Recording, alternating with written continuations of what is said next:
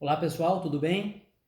Vamos lá então, dando sequência ao nosso curso de ética profissional, a nossa disciplina de ética profissional, tendo já feito algumas reflexões iniciais em sala de aula, pelos trabalhos que eu pedi para vocês,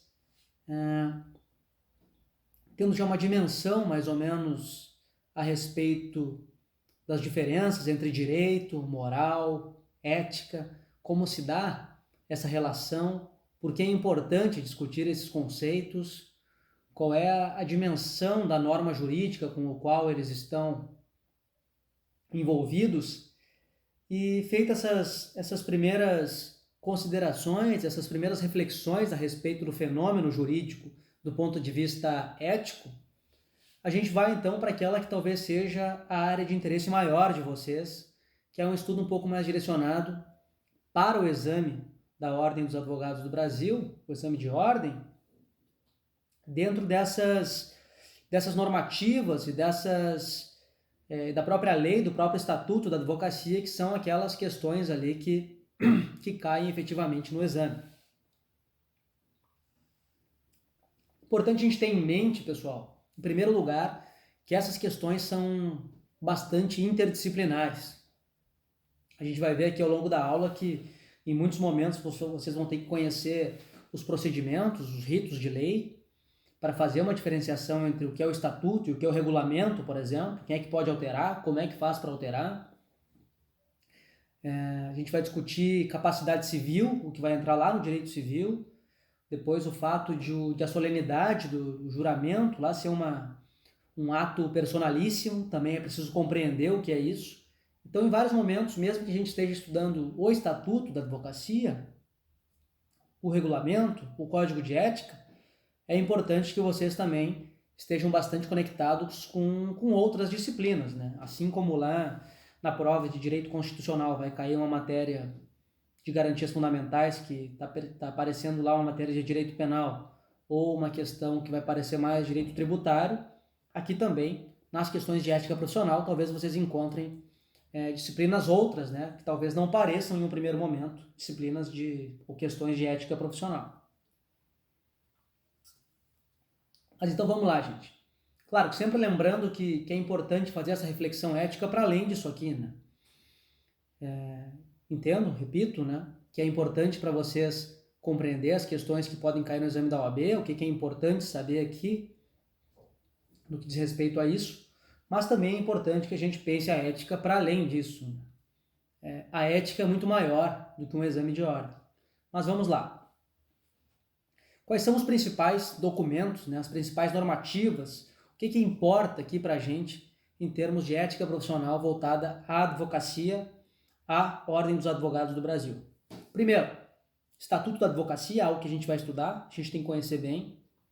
Código de Ética e Disciplina, Regulamento Geral do Estatuto, e ainda provimentos, e é recomendável que se conheça também princípios, né, de moral individual, social e profissional. Isso tudo aqui faz parte do que se espera de postura, de preceitos éticos no exercício da advocacia. O primeiro documento, gente, aqui, mais importante, é o Estatuto da OAB, o Estatuto da Ordem dos Advogados do Brasil, que é a Lei 8.906 de 94. Então a gente já começa aqui percebendo que não se trata de um mero estatuto qualquer, como há por aí, estatutos de clubes, de entidades representativas de várias naturezas, mas quando a gente fala aqui de um estatuto da Ordem dos Advogados do Brasil, a gente está falando da Lei 8.906 de 94. E por ser uma lei ordinária, gente, as alterações desse estatuto só podem se dar por meio do procedimento legislativo. É uma lei, portanto, aprovada, promulgada lá pelo Congresso Nacional, veto presidencial, passa por todo aquele processo de sanção e aí passa a valer. Então, a alteração, por mais que o Conselho Federal da Ordem dos Advogados do Brasil queira propor, só vai poder propô-lo por meio de uma lei, né? Não é uma reunião lá no Conselho Federal que vai ser apta a alterar o Estatuto da OAB. Então, quando alguém não cumpre, não respeita aquilo que está preceituado no Estatuto, está, na verdade, cometendo um ato ilegal, está cometendo uma ilegalidade. Não apenas algo que que não respeite uma pequena organização ou uma regulamentação qualquer, mas sim uma lei federal. Quais são os objetivos do Estatuto da Ordem dos Advogados do Brasil? É definir normas gerais sobre o exercício da advocacia. Isso inclui deveres e direitos, incompatibilidades, impedimentos, tudo aquilo que se exige para o adequado exercício da advocacia. Segundo, gente, o regulamento. O regulamento da Ordem dos Advogados do Brasil. O regulamento é um ato normativo, não tem força de lei, é, portanto, infralegal, e ele é de competência do Conselho Federal da Ordem dos Advogados do Brasil. O objetivo do regulamento é detalhar, aprofundar e explicar o Estatuto. Há muitos momentos lá em que o Estatuto ele tem uma previsão um pouco mais geral, a lei tem a previsão um pouco mais geral, mas falta aquela especificidade, quase como se fosse a relação entre a Constituição Federal e leis complementares. Então o Estatuto ele vai complementar, aliás, o regulamento vai complementar o Estatuto. Se a gente vai ter lá, por exemplo, no artigo 9º, lá que vai falar dos estagiários, que a prática do estágio, o exercício do estágio pode ter 2 anos. No regulamento a gente vai ter uma nova previsão ali de 3 anos, ampliando um pouco. E por ser uma normativa mais específica, vale o regulamento.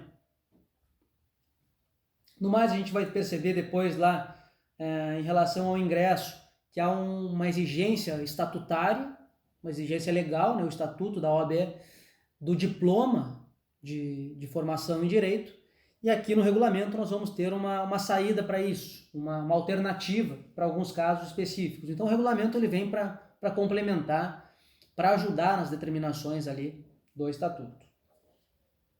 Terceiro diploma importante aqui, gente. Também é um ato normativo, também infralegal e também de competência do Conselho Federal da Ordem dos Advogados do Brasil. É o Código de Ética. O Código de Ética ele tem também lá o objetivo de discutir direitos e deveres dos advogados, mas no que diz respeito ao exercício da publicidade na advocacia, os limites da publicidade, e também como é que se dá o procedimento administrativo disciplinar nesses casos de infrações éticas. Então esses são os 3 principais, né, gente, documentos, e junto a esses 3 a gente vai ter algumas normativas aí que são importantes, alguns provimentos sobre os quais nós vamos conversar um pouquinho. Mas aí eu aviso vocês o que eu considero aqui mais importante em termos de exame de ordem. Vamos lá então, gente, para pensar um pouquinho nos requisitos para ingressar nos quadros da Ordem dos Advogados do Brasil. Isso vai estar previsto lá no artigo 8º do Estatuto da OAB, em relação a advogados, e no artigo 9º, em relação a estagiários. É importante aqui a gente pensar que não são aqueles estágios de trabalho voluntário ou de estágio em órgãos públicos, mas aquele documento de identificação do estagiário como estagiário inscrito nos quadros de ordem. Por exemplo, no meu tempo de graduação, eu cheguei a fazer estágio no núcleo jurídico do Banco do Brasil e era exigido lá para exercer o estágio que se tivesse uma identidade azul, né? É muito parecido com aquela carteira vermelha dos advogados, só que é azul e vai conceder uma série de direitos para os portadores dessa identidade, para os estagiários inscritos na ordem, em relação à atuação complementar a advogados nos processos. Pode, inclusive, assinar as peças junto. Fazer carga, enfim, algumas particularidades. Mas a gente vai se deter aqui nesse primeiro momento, mais ao artigo 8º, que diz respeito aos requisitos para se inscrever como advogado na OAB. Então vamos lá. O primeiro dos requisitos, separei aqui 7 ou 8, na verdade, requisitos. O primeiro deles é a capacidade civil. E aqui já começa com aquilo que nós falamos antes a respeito de haver uma interdisciplinariedade, né? Isso porque há uma capacidade civil, que é aquela que a gente adquire na nascença, né, de direito, e há também uma capacidade civil para o exercício, que é aquele pro exercício pleno, né, que é aquela capacidade presumida que a gente vai adquirir em tese aos 18 anos. Então essa é a primeira coisa, para ser advogado tem que ter capacidade civil. E aí já viria uma primeira pergunta aqui, que já caiu inclusive no exame da OAB, que é se é possível que uma pessoa de 17 anos ingresse nos quadros da Ordem dos Advogados do Brasil. E aí, o que vocês acham? Pode ou não pode? Sim, gente, pode. Como é que se dá isso? Não há aqui uma proibição ou não há um requisito de idade. Aqui não fala em 18 anos, que fala em capacidade civil. E quem é que pode ter capacidade civil no Brasil, gente? Não esqueçam que há uma possibilidade de emancipação. Então, se eventualmente alguém conseguir se formar em direito e passar no exame de ordem antes dos 18 anos e for emancipado, naquelas possibilidades, aquele rol de possibilidades que há lá do Código Civil, é possível sim se inscrever nos quadros da Ordem dos Advogados do Brasil como advogado ou advogada, desde que haja essa emancipação. Então, é possível? É. O segundo requisito, gente, para além da capacidade civil, é o diploma. No Estatuto da Ordem dos Advogados do Brasil está previsto lá, está exigido o diploma para ingresso nos quadros como advogado. O que acontece, gente? Muitas vezes a pessoa foi aprovada no exame de ordem lá no 9º semestre, por exemplo, no 10º semestre, enfim, se forma e já tem a possibilidade de continuar trabalhando agora como advogado, naquele escritório em que era estagiário, ou enfim, ou já está com tudo acertado para montar o próprio escritório, não sei, há uma possibilidade já de atuar ali na primeira semana pós-formatura. Como é que fica isso? Porque muitas vezes as universidades demoram para dar o diploma, né, para conceder o diploma. Pode demorar 30 dias, 60 dias, enfim, o tempo que for. Cada local vai ter o seu rito próprio, o seu procedimento. Então, o que seria uma solução para isso? Que não está prevista no Estatuto. Aí sim, aí vem lá no regulamento para ajudar a resolver esse tipo de questão. Está no artigo 23 do regulamento a possibilidade de substituição dessa exigência do diploma de formação em direito por um certificado de conclusão de curso emitido pela instituição de ensino superior, mais o histórico escolar autenticado, que não pode ser só cópia, tem que ser esse histórico autenticado. Então, essa dobradinha aqui, certificado de conclusão de curso, mais histórico escolar autenticado, nos termos do artigo 23 do regulamento do Estatuto, então a gente vai ter essa possibilidade de substituição. Então, primeiro, capacidade civil. Segundo, diploma ou certificado mais histórico, certo? Terceiro e quarto requisitos aqui, gente. Esses são para brasileiros, porque a gente vai ver daqui a pouquinho a possibilidade de um estrangeiro exercer advocacia no Brasil ou ingressar nos quadros de ordem. O terceiro, gente, é a quitação com a Justiça Eleitoral. Possuir, por óbvio, o título eleitoral e estar em ordem com todos os compromissos vinculados às eleições para candidatos brasileiros do sexo masculino e feminino, certo? Quarto requisito, estar em ordem com o serviço militar. É preciso apresentar lá o certificado de reservista, enfim, está com tudo certo no que diz respeito à atividade militar para os candidatos do sexo masculino. E brasileiros, por óbvio, né? Uma pequena pausa aqui, gente, para a gente falar um pouquinho dos candidatos, dos pretensos advogados estrangeiros no Brasil. Como é que funciona isso? Como é que funciona essa inscrição? É possível ou não é possível?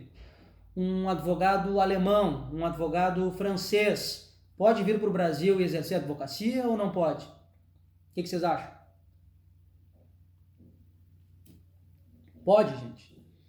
Desde que cumpra os demais requisitos exigidos aqui no artigo 8º do Estatuto da Ordem dos Advogados do Brasil.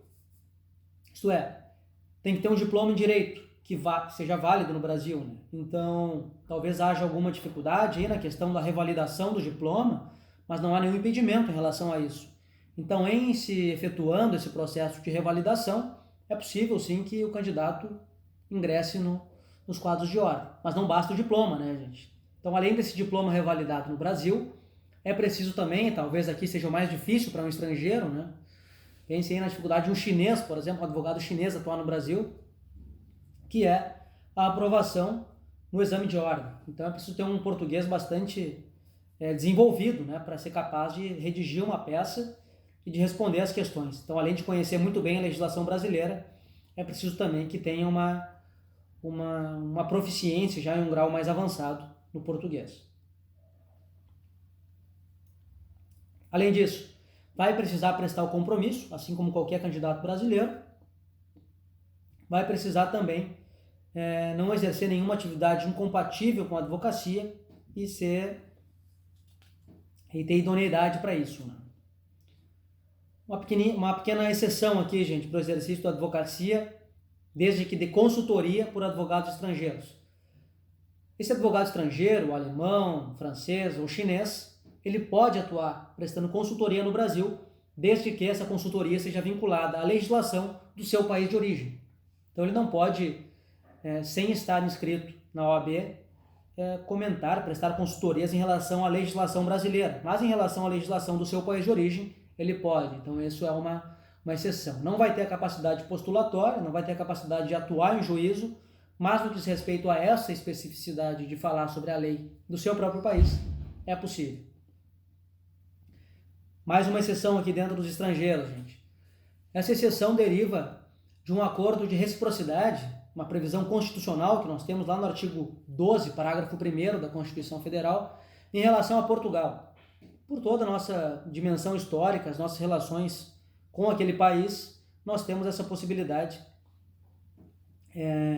de exercer lá a advocacia, e se nós temos a possibilidade de exercer lá a advocacia, de se inscrever lá na Ordem Portuguesa de Advogados, eles também aqui possuem essa possibilidade, por uma questão de reciprocidade, uma questão constitucional.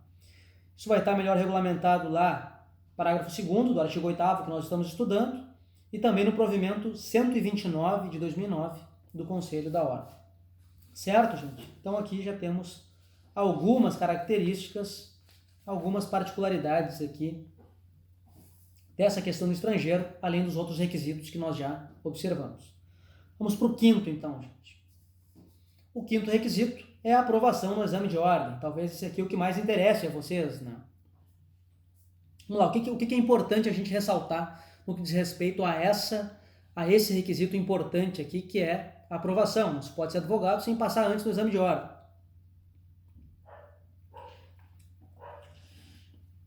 Primeiro, lá no Estatuto da Ordem, na Lei 8.906 de 94, há uma previsão de que esse exame vai ser regulamentado pelo Conselho Federal da Ordem dos Advogados do Brasil. Então, o Estatuto está prevendo que a regulamentação é feita pelo Conselho Federal, por meio de provimento.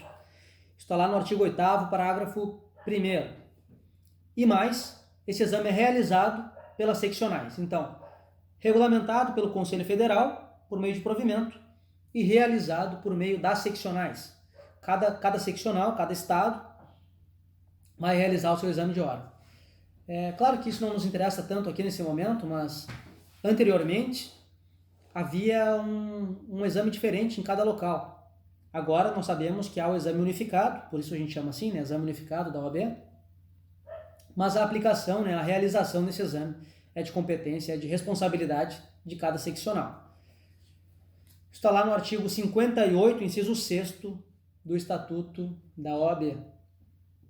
Isso é tão importante, gente, que há lá uma previsão de existência de uma comissão específica de exame de ordem.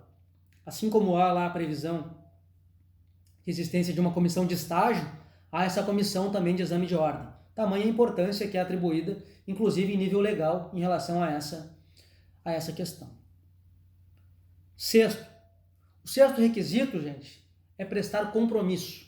Como é que tem que ser esse prestar compromisso?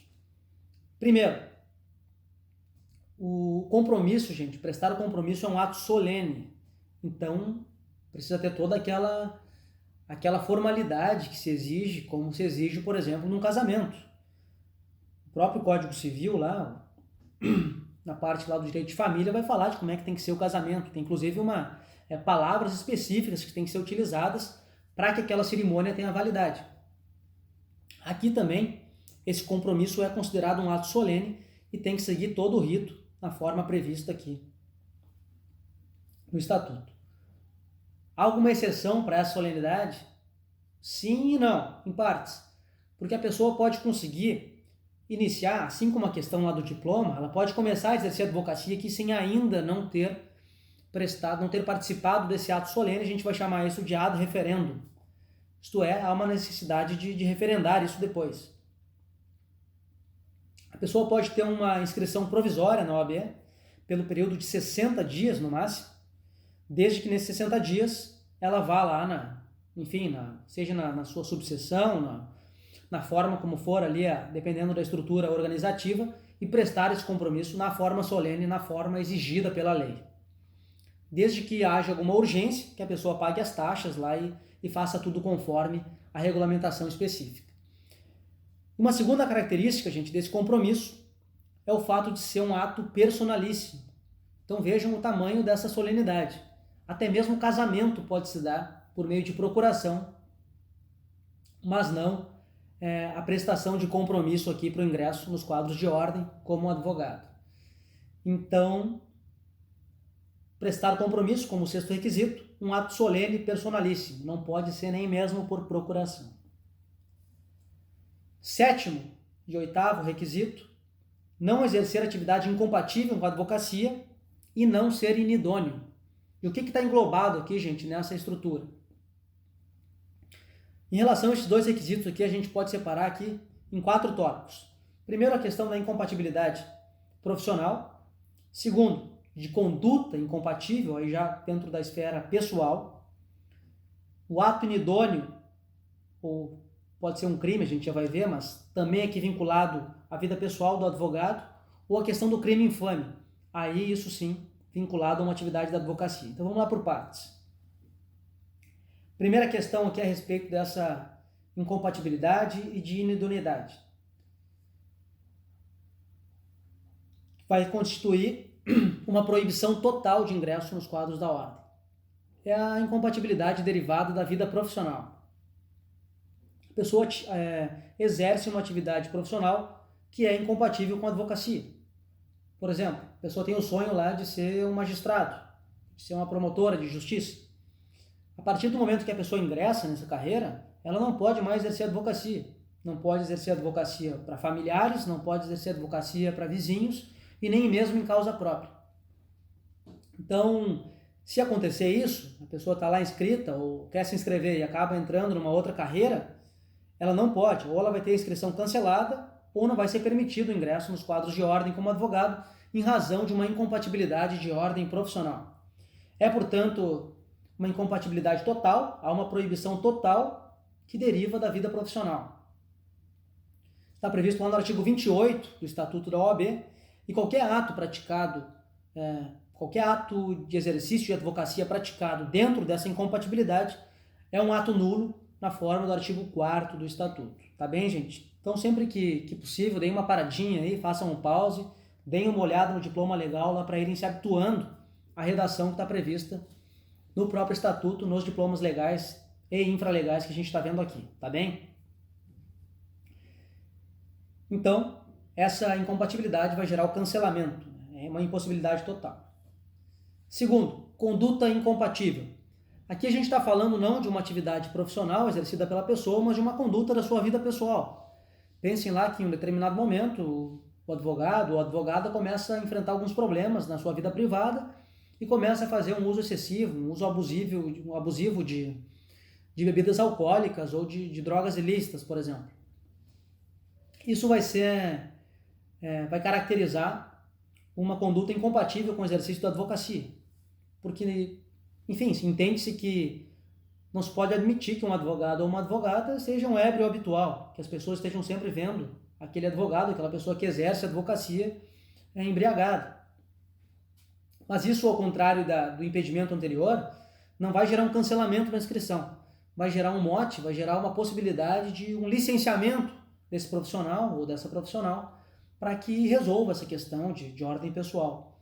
Então, se no primeiro caso nós tínhamos a hipótese de cancelamento da inscrição na ordem, aqui nesse segundo nós vamos ter a possibilidade de um licenciamento, certo? Também é importante frisar que aqui nessa questão da vida pessoal não é um episódio esporádico, mas sim uma situação habitual, né? Uma situação incompatível e que aconteça com habitualidade. Indo para o próximo aqui, gente, tanto a questão da inidoneidade quanto a do crime infame vão ser passíveis de exclusão do profissional dos quadros da ordem, mas vão depender de uma votação lá do conselho em que haja 2/3 dos votos. A primeira, essa questão da inidoneidade, também vinculada aqui à vida pessoal. E nesse caso aqui, basta que aconteça uma vez um determinado fato. A gente poderia aqui pensar que um advogado ou uma advogada aceitou posar para uma revista lá de nudez. Nem existe mais isso, né? Século XXI. Mas, enfim, que decidiu participar de um filme pornográfico, por exemplo. Isso pode ser considerado algo inidôneo, passível de exclusão do profissional dos quadros de ordem, e desde que haja pelo menos 2/3 dos votos do conselho. Aí para uma dúvida, por exemplo, gente, em relação ao cometimento de um delito muito grave, né? Já que nós temos essa hipótese de crime infame. Vamos pensar lá no advogado que espanca uma criança em praça pública, por exemplo. Isso seria uma conduta inidônea ou um crime infame? O que vocês acham? Nesse caso, seria a conduta inidônea. Por quê? Porque não está estritamente vinculado, não está ligado à conduta do profissional como advogado. Então esse tipo de delito que não tem a ver com a advocacia vai se encaixar nessa hipótese aqui de uma inidoneidade, enfim, geral, a gente poderia chamar. Enquanto que a questão do crime infame aqui, essa que também é passível de exclusão, desde que haja pelo menos 2/3 dos votos, está vinculado ao cometimento de algum delito no exercício da advocacia. Pensem aí, por exemplo, um advogado que entra com ações judiciais sem o conhecimento desses, vamos chamar de clientes, né, mas na verdade não são clientes. Ele vai entrando com ações judiciais e à medida em que vai obtendo êxito, fica com os honorários para si. E a pessoa lá que seria o titular do direito nem sabe que existiu essa ação judicial. Ou então que esse advogado ele vai a uma penitenciária e leva drogas para um cliente. Está cometendo delito de tráfico de drogas, né? Usando da profissão para mascarar um delito. Então, nesse caso aqui, sim, a gente vai estar falando de um crime infame. Um crime que é praticado utilizando das prerrogativas da advocacia. Então é isso, gente. Temos aí esses requisitos: capacidade civil, diploma ou certificado mais histórico, questão da justiça eleitoral, serviço militar, aprovação no exame de ordem, prestação do compromisso e o não exercício de atividade incompatível e não ser inidôneo. Então, alguns requisitos aí que nós temos para o exercício da advocacia. Espero que vocês tenham compreendido bem essa primeira parte. Antes de verificar lá direitos e deveres e organização de ordem, me parece importante a gente já verificar desde o início do ingresso do advogado na advocacia. Então esses são os requisitos para o exercício, para a inscrição nos quadros da Ordem dos Advogados do Brasil. À medida em que nós formos avançando, eu vou disponibilizar também algumas questões, ou a gente pode resolver essas questões aqui em aula, e espero que vocês tenham compreendido bem. Qualquer dúvida podem me mandar um e-mail, podem entrar em contato comigo, e a partir de agora vamos focar um pouquinho nessas próximas aulas, nesses diplomas, nessas questões da ética profissional da OAB. Tá bem, gente? Obrigado pela atenção e até a próxima aula.